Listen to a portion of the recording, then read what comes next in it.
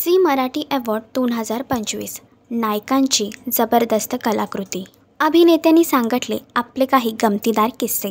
Zee Marathi award 2025 प्रेक्षकांसाठी यंदाही खास पर्वणी असणार आहे। यातच मालिकांमधील नायकांइतकेच दमदार ठरलेले आपले लाडके नायक म्हणजेच आदित्य, सिद्धू, ऋषी, केदार, सारंग आणि अथर्व यावर्षी एका अनोख्या ॲक्टमधून प्रेक्षकांच्या समोर सादर होणार आहेत।